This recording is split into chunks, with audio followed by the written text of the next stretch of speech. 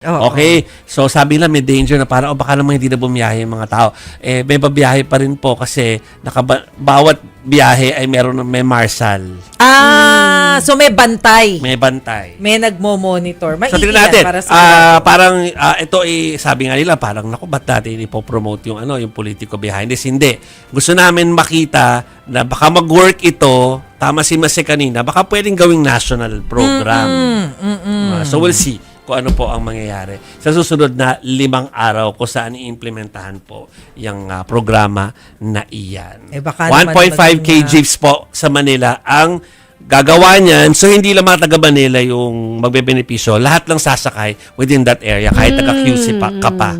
yung mga or nagtatrabaho something. Yes, papunta yes. doon. Ako mga kapatid, simula na po ang Holy Week Exodus at patuloy ang paghanap ng mga ahensya ng solusyon para maibsan ang epekto ng krisis sa langis. Ilan dyan ang pagkakaroon ng carpooling at shuttle service schemes para sa mga mamamayan. Pati ang traffic sa EDSA, nabawasan na rin daw. Para bigyan po tayo ng dagdag na konteksto, makakasama po natin via Zoom muna si MMDA General Manager Nicolas Torre III.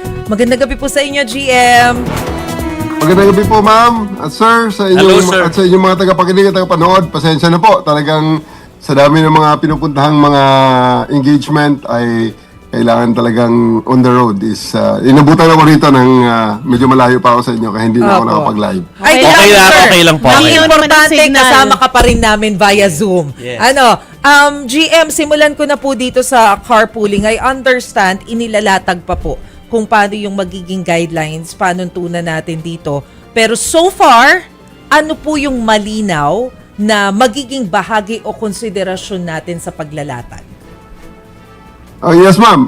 Kanina, nag-meeting ang LTFRB, LTO, at saka MMDA, plus ang mga ibang groups na merong interest at may mga suggestions sa regarding sa carpooling na ito na i-finload natin last week. So, kanina, nag-meeting na po ang tatlong ahensya na may coverage nito, pati ang Philippine National Police, hindi na nakapagpadala ng kanilang representative kanina. Pero initially ang napag-agrihan, unang-una, bottom line concept, hindi po natin gagawin ang carpooling na ito para kompetisyonan ang mga existing franchise holders. Maliwanag po yan. Yeah. Okay. Hindi natin kukompetisyonan at babawasan ang kita nitong ating mga legitimate franchise holders or mga negosyo or mga serbisyo na merong kaukulang lisensya at prangkisa galing sa LTFRB. Okay, so maliwanag po yan. So, ang gagawin po natin, ang isang tinitingnan lang kaagad natin, yung mga sektor, yung mga ruta na underserviced dahil normally ito ay pinapply ng mga private vehicles na isa ang sakay, dalawang sakay, yan. So, ngayon, paluluwagin temporarily ng LTFRB ang requirement short of giving franchise because this is just temporary while we have this state of national energy emergency. Okay, so number one, ang titinan kaagad na pupwede na sigurado na mukhang sigurado na maipapasok sa guidelines, company-owned vehicles. Okay. Company-owned vehicles can be used by their owners or company leadership para gamitin ng kanilang mga tauhan na under normal circumstances ay makukonsider na nangungulo room. Okay, so yan ang unang-una talaga, mga high occupancy vehicles and of course including ang mga kotse. Gusto natin palaging puno ang sasakyan pag pumasok sa ating mga lansangan para mabawas-bawasan yung footprint ng pag-move ng isa o dalawang tao lamang. Pero sir, nabanggit nyo na rin po yung colorum. Kasi parang baka marami kasing pwedeng gawing palusot dyan eh. Hindi ba? Lalo na yung halimbawa, yung mga self-owned na mga business. O pwede mong sabihin na, hindi, ano to, company vehicle to. Pero in reality, personal vehicle naman siya. In effect, parang colorum na rin. So paano po natin maiiwasan yun? Opo. Yan po ay mga predetermined. Ang mga pasahero ay predetermined at merong parang manifesto. Okay. Na ito yung mga ito ang mga sakay, pagkatapos ito po ang ruta. Hindi po pwedeng magdi-deviate sa ruta unless emergency na may road closure may route diversion, pero under normal circumstances, meron silang preset na ruta na pupuntahan. So, ibig sabihin, ang ini-envision natin dito, halimbawa, grupo kayo, nakatira sa isang subdivision. Ang inyong mga opisina ay magkakalapit dito sa Makati or magkakalapit sa Ortigas. So, sakay kayo dyan, magbiyahe kayo papunta sa inyong mga sasakyan, sa inyong mga trabaho, at doon kayo magsisibabaan. Parang point to point. Hindi po pwedeng yung kung saan-saan magbababa at magsasakay ng pasahero. Parang eroplano no? Kung wala yung pangalan mo dun sa parang tinawag nyo nga po GM na manifesto, di dapat wala ka dun. So, Opo. mahuhuli Opo. pag ganun.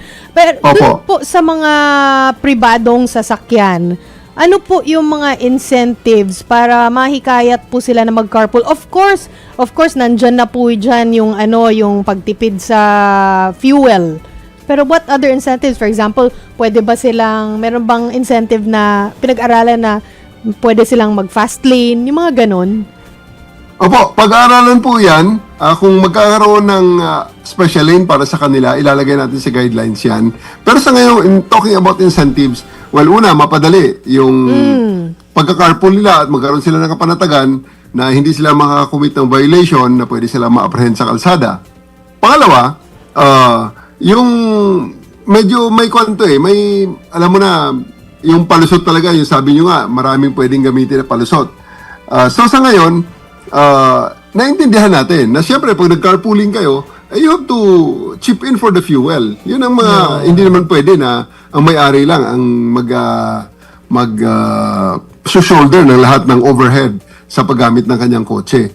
Pero, ang bottom line natin dyan, hindi po pwede na gawin ito to the extent na parang naging negosyo, na ang driver talagang kumikita na at ginawa niya ng hanap buhay ang pagka-carpooling. Paano natin ma-monitor kung magkano yung chip-in? Sinong magdidikta kung magkano dapat yung hati-hati ng mga sasakay doon sa carpool? Nandun na nga tayo, no? Yun ang mga, sabi nyo nga, napakadaling, ang konsepto madali. Pero ang pag-implement, yung palusot nga ng ating mga kababayan, kaya ang tinitingnan din natin, may window time lamang ang kanilang biyahe. Okay. Window time, rush hour. So sa umaga, magsiset ng window time, sa gabi, magsiset ng window time. So beyond that, hindi po pwedeng hindi pwedeng tumakbo itong mga naka-carpool na mga sasakyan. Okay. So makita natin na we do hope na sana naman ang ating mga kababayan gawin nila ito para sa kanilang kapakanan, personal na kapakanan, na makapagtipid sila ng gasolina, makapagbawas ng sasakyan sa kalsada, at makatulong sa pag-mitigate ng impact nitong oil crisis natin. So, huwag naman na dumating sa punto na agawan naman nila ng hanap buhay yung mga naghanap buhay sa industriyang yan.